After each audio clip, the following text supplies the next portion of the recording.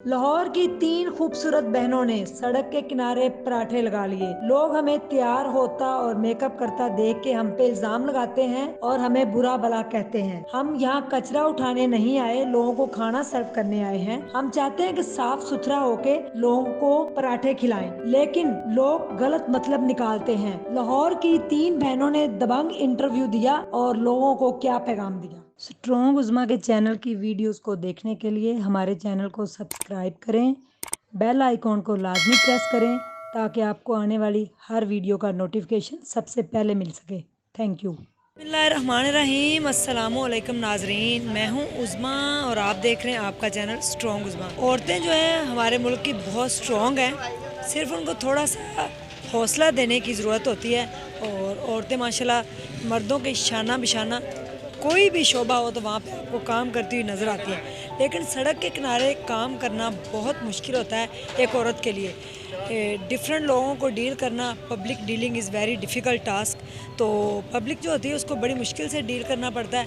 और सड़क के किनारे अगर देखें तो किसी औरत ने अगर कोई फूड का ठेला लगाया हुआ है, कोई समोसों की रेडी या कोई चना चाट या कोई कपड़ों का इवन कि छोटा सा स्टॉल लगा के खड़ी हुई है, तो लोग तरह तरह की बातें भी करते हैं, तनकीद भी करते हैं। ये नहीं देखते कि औरत किस मजबूरी से अपने घर से निकली है। मेरे साथ आज मौजूद हैं वजीहा साहिबा, जिन्होंने सड़क के किनारे पराठे लगाए हैं। तीनों बहनें हैं और बहनें जो हैं वो मिलके ये काम करती हैं। क्या मजबूरी है कि तीनों बहनों को सड़क पे निकलना पड़ा, आइए जानते हैं वजीहा से। जी अस्सलाम वालेकुम। वालेकुम अस्सलाम। कैसी हैं आप? मैं ठीक ठाक अल्हम्दुलिल्लाह, आपकी दुआएं। जी हाँ, मुझे ये बताएं कि आप मैरिड हैं? जी जी, मैं मैरिड हूँ बिल्कुल। कितने बच्चे हैं माशाल्लाह? माशाल्लाह से मेरी अल्हम्दुलिल्लाह 5 बच्चे हैं, 3 बेटियां हैं, 2 बेटे हैं। क्या मजबूरी कि आप रोड के ऊपर पराठे लगाती हैं, इसके लिए पूरी रात भी आपको जागना पड़ता होगा। कितने किस्म के आप पराठे बनाती हैं और किस वजह से आप सड़क पे अपनी बहनों को लेके आए? सारा ये सबसे पहली बात है कि हुकूमत ने इतनी महंगाई कर दी है। हर चीज़ जो है वो आटा, तेल, घी, चीनी, हर चीज़ इतनी महंगी हो गई है कि वो हमारी पहुंच से बाहर हो गई है। ठीक है, जब चीज़ें पहुंच से बाहर हो जाएंगी तो जो हमारी इनकम है वो तो बढ़ी हुई नहीं है, वो जाहिर है वो उतनी ही रहेगी। जब हमें चीज़ें प्रोवाइड नहीं होंगी, घर में फाका कशी होगी, मतलब जो हम बच्चों को चीज़ 2 किलो दूध हम लेते हैं बच्चों के लिए, कोशिश करेंगे कि 1 किलो ले लें। ठीक है, सब्ज़ी जहाँ पे हम लोग चिकन पका रहे हैं, हम कोशिश करेंगे यार आज सब्ज़ी बना लें। मतलब ये मेरे घर की नहीं, हर घर की यही कहानी है। ठीक है, हर मेरी बहन इसी चीज़ किचन को बहुत मुश्किल से चला रही है। और हर जो सिस्टर है वो ये भी नहीं कर सकती कि वो अपना कुछ बना के, कुछ हुनर उसके पास है, वो इस तरह बाहर आ जाए।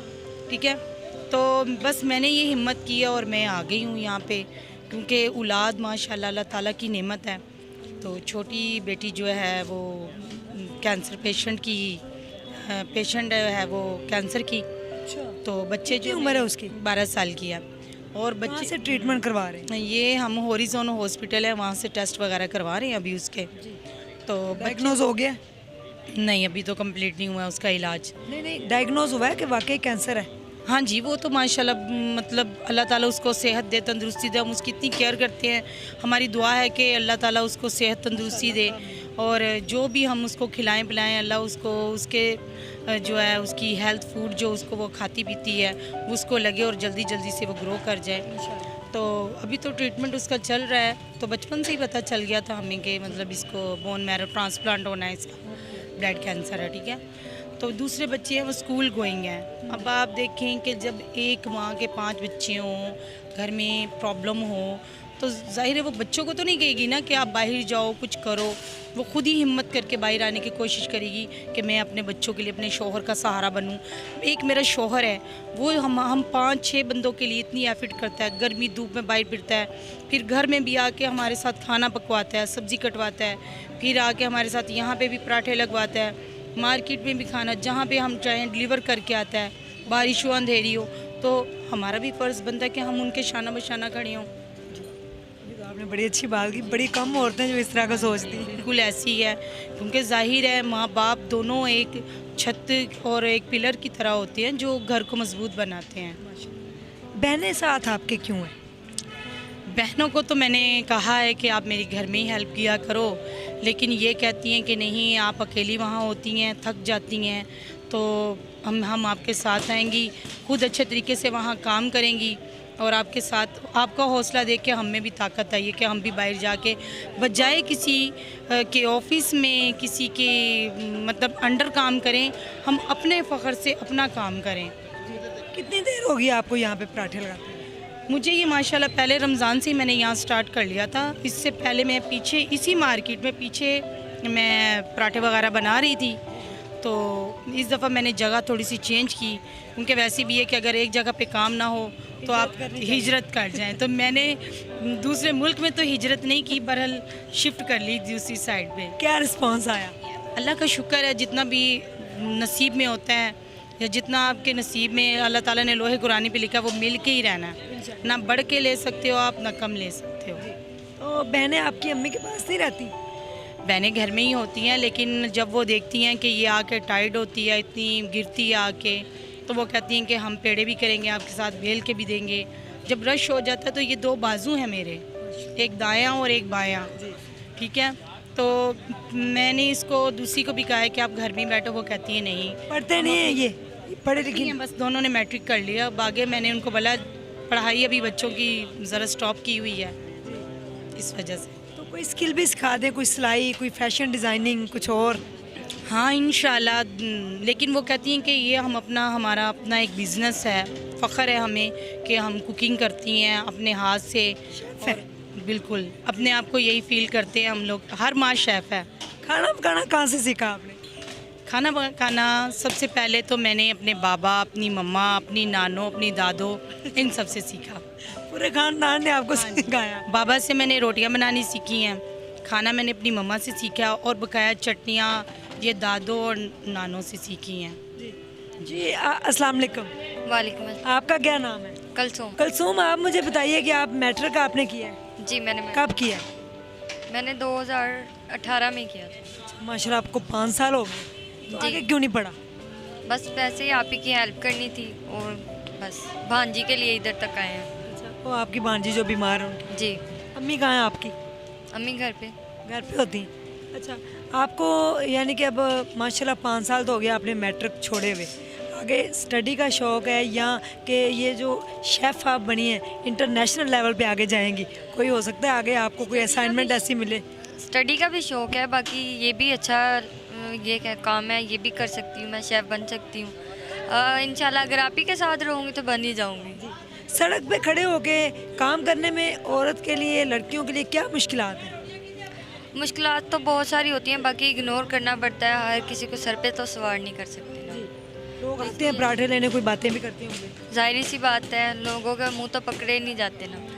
वो बातें करते हैं, बाकी हम सुनते हैं, इग्नोर करते हैं, बस अपना काम से काम रखते हैं। काम के ऊपर फोकस करते हैं? जी। कितने बजे आते हैं और कितने बजे वापस जाते हैं? हम पहले तो आते रहे हैं तकरीबन 11 बजे तक। आजकल जो है ना वो जल्दी आ रहे हैं, क्योंकि ईद का सीज़न है तो लोग कस्टमर आते हैं बाज़ारों में आते हैं, फिर वो कहते हैं कि हम यहीं से खा लेते हैं, क्या घर जाके बनाना है, यहीं से जाते हैं, क्या घर जाके बनाना है। पराठे आपके मज़े के भी तो होते हैं ना? जी। कितनी किस्म के पराठे लगाते हैं?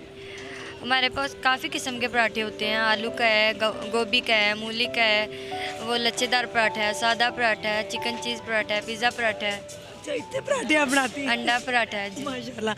आप बताएं वजीहा जी कि वो तो अभी बच्ची हैं, सड़क के ऊपर औरत के लिए क्या मुश्किलात हैं? मुश्किलात औरत के लिए हर जगह पे है, जब एक सड़क के ऊपर जब आप खड़े होते हैं तो पब्लिक प्लेस के ऊपर क्या डिफ़िकल्टीज़ हैं? जब आप घर से बाहर निकलते हो ना तो मुश्किलात तो तभी से शुरू हो जाती हैं, क्योंकि ये तो आपने बचपन से देखा कि जब हम स्कूल के लिए जाते थे तब भी हम घर में आके यही शिकायत करते थे, आज ये हुआ, आज वो हुआ।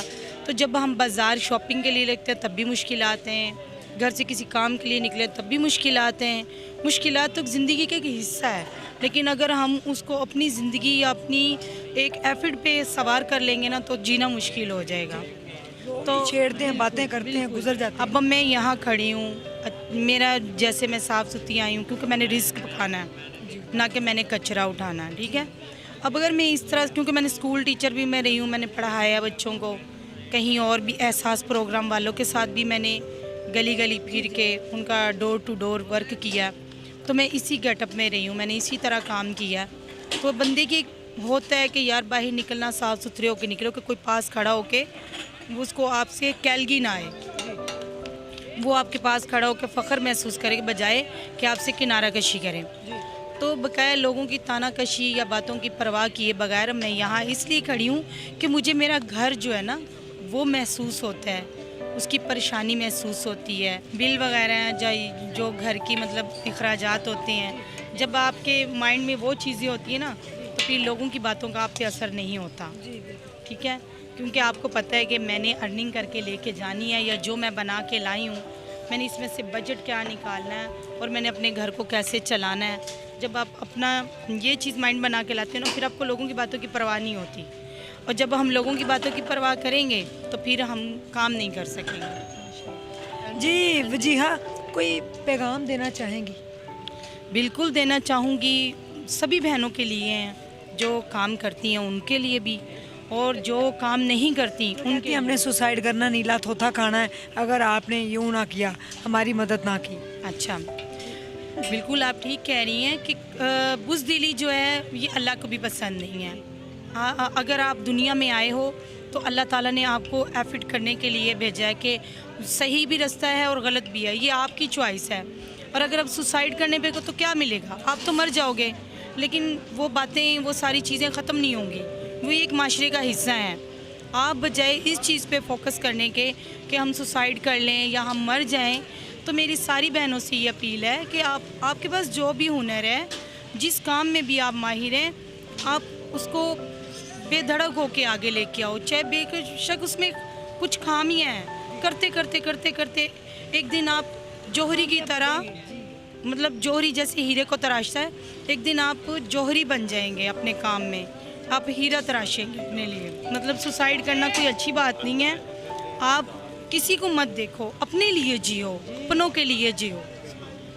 ठीक है, जैसे इंसान खुद के लिए जीता है, अपनों के लिए जियो, क्योंकि आप तो मर जाओगे, लेकिन आप पीछे कितनी ज़िंदगियों को ख़त्म कर दोगे, या ये आपको सोचना चाहिए। जी माशाल्लाह, बड़ा अच्छा वजीहा साहिबा ने मैसेज दिया है। 3 बहनें हैं, Wajiha, Kulsoom and Malika.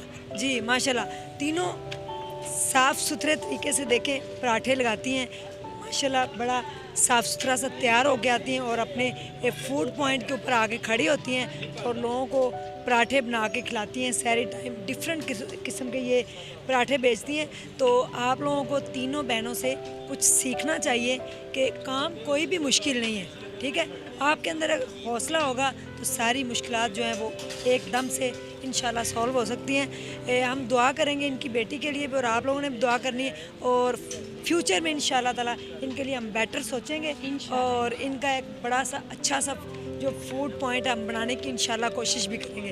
Thank you so much, ढेर सारा ख्याल रखिएगा, दुआ में याद रखिएगा। पाकिस्तान जिंदाबाद और वजीहा के पराठे आइंदाबाद। अल्लाह हाफिज़।